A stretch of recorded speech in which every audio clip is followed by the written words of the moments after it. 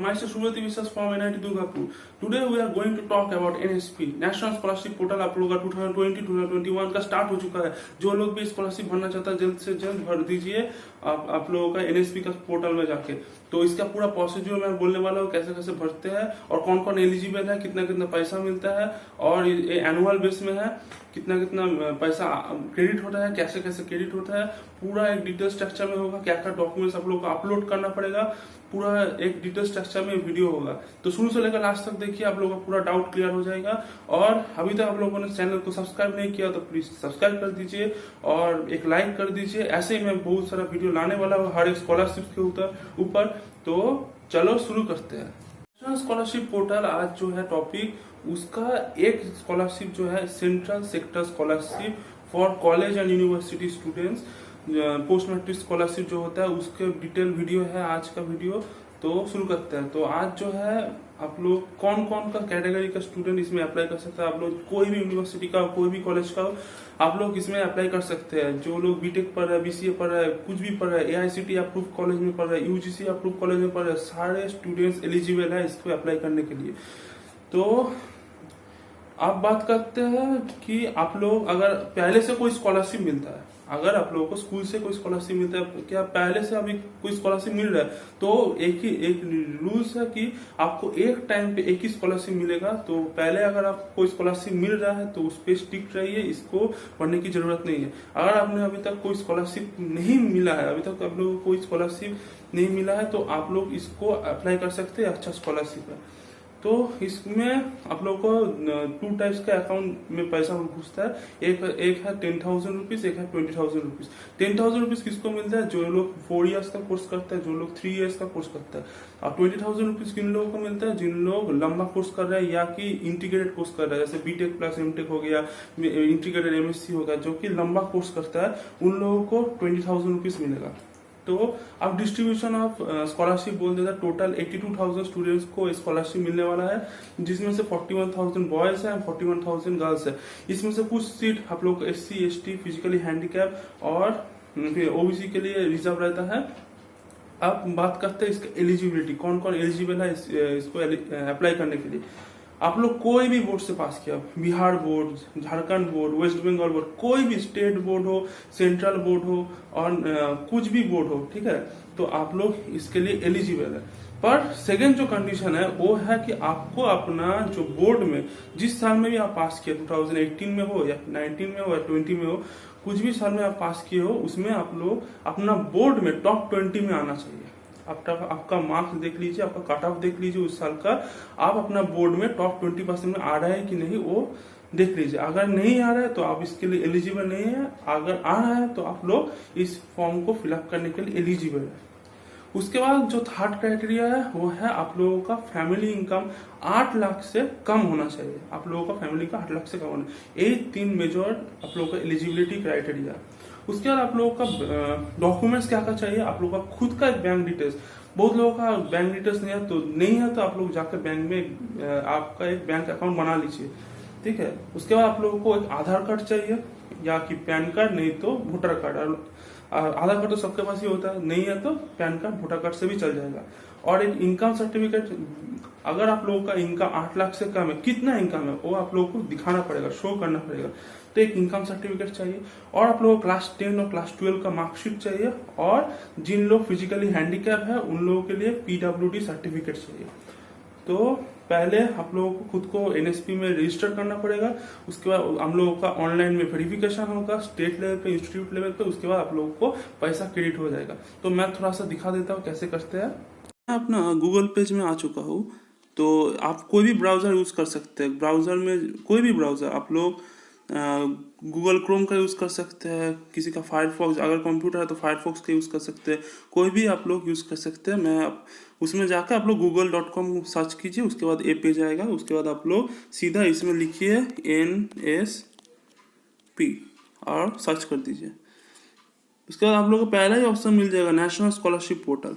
तो इसमें आप लोग क्लिक कर दीजिए।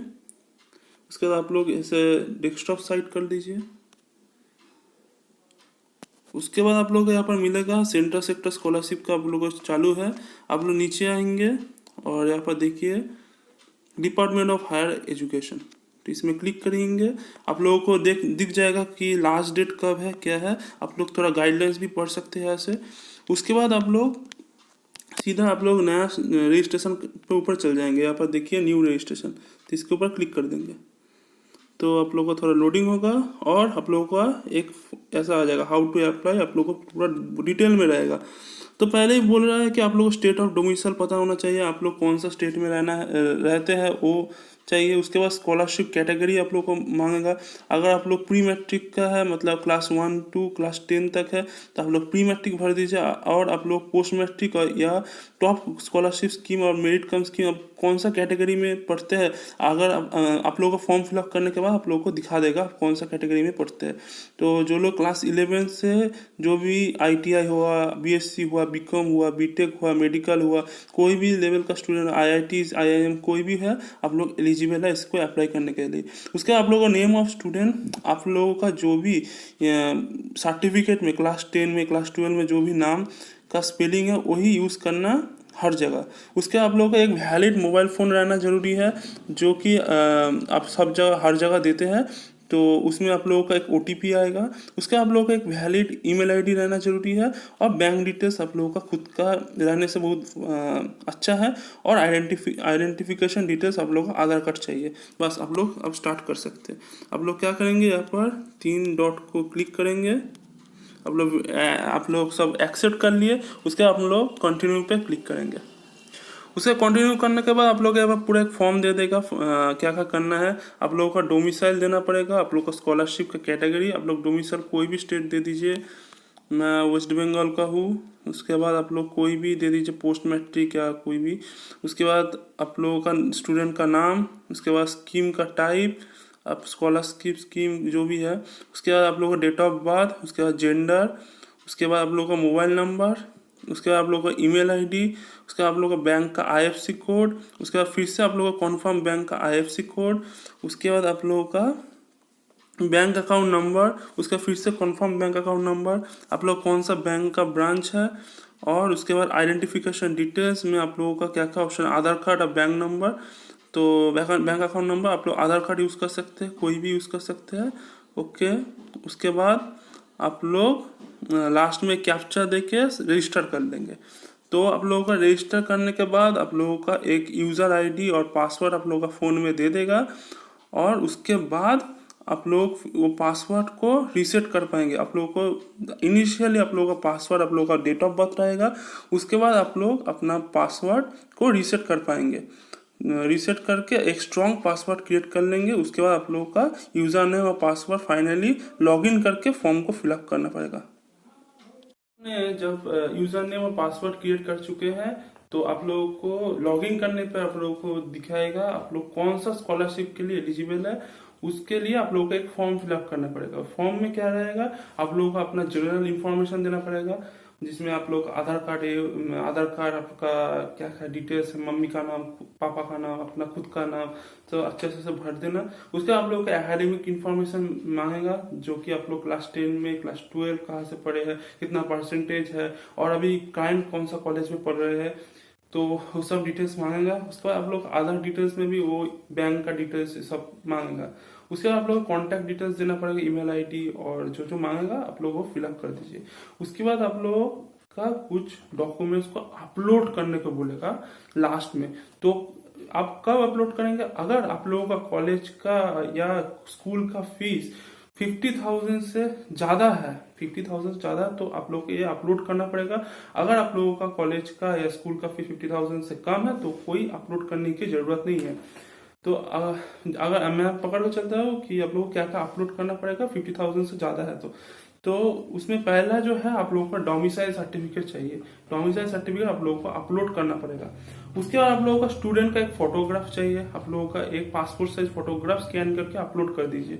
उसके बाद आप लोगों का सेल्फ डिक्लेरेशन एक चाहिए, माइनॉरिटी सर्टिफिकेट, कम्युनिटी में जो पढ़ता है उसमें एक माइनॉरिटी सर्टिफिकेट है, वहां पर जाके आप देख पाएंगे, तो वो आप लोग डाउनलोड कर लीजिए। उसके बाद उसको फिलअप कर दीजिए। जो लोग माइनॉरिटी कम्युनिटी में पढ़ते हैं, जो लोग पढ़ते हैं, तो वो लोग आप लोग बना लीजिए वो सर्टिफिकेट। उसके बाद आप लोग self attested of previous academic marksheet, जो अगर आप लोग कॉलेज में अभी घुसने वाले हैं तो आप लोग क्लास 12 का मार्कशीट दीजिए, अगर आप लोग 11 में घुसे हैं तो आप लोग क्लास 10 का मार्कशीट दीजिए। उसके बाद आप लोगों का फी received of current course year, तो आप लोगों का कॉलेज का जो फी स्ट्रक्चर है या आप लोगों का स्कूल का जो फी स्ट्रक्चर है उसका डिटेल्स आप लोग अपलोड कर दीजिए। उसके आप लोगों का इनकम सर्टिफिकेट अपलोड करना पड़ेगा, आप लोगों का फैमिली का इनकम कितना है उसका एक सर्टिफिकेट आप लोगों को अपलोड करना पड़ेगा। उसके बाद आप लोगों का प्रूफ ऑफ बैंक अकाउंट, आप लोगों का बैंक अकाउंट का जो पहला जो पासबुक का फर्स्ट पेज होता है उसको आप लोगों को अपलोड करना पड़ेगा। उसके बाद बोनाफिड स्टूडेंट ऑफ इंस्टीट्यूशन, मतलब आप लोगों का जो एडमिशन के टाइम पे एक बोनाफिड मिलता है वो, नहीं तो उसमें एक ऑप्शन भी मिलेगा आप लोगों का एक बोनाफाइड सर्टिफिकेट, वो आप लोग इंस्टीट्यूशन जो भी कॉलेज या स्कूल में पढ़ते हैं उसमें जाके बना लीजिए, उसको आप लोग अपलोड कर दीजिए। तो फाइनली इसके बाद आप लोग सबमिट कर पाएंगे। सबमिट करने के बाद आप लोगों का इंस्टीट्यूट लेवल पर वेरिफिकेशन होगा, उसके बाद डिस्ट्रिक्ट लेवल पर वेरिफिकेशन होगा, उसके बाद आप लोगों का स्टेट लेवल पर वेरिफिकेशन होगा, उसके बाद फाइनली आप लोगों का जो अमाउंट है वो क्रेडिट हो जाएगा आप लोगों का बैंक अकाउंट में। तो ये है टोटल प्रोसेस एनएसपी का। थोड़ा लंबा वीडियो हो गया तो पर आप लोगों को पूरा डिटेल में समझाया हूँ।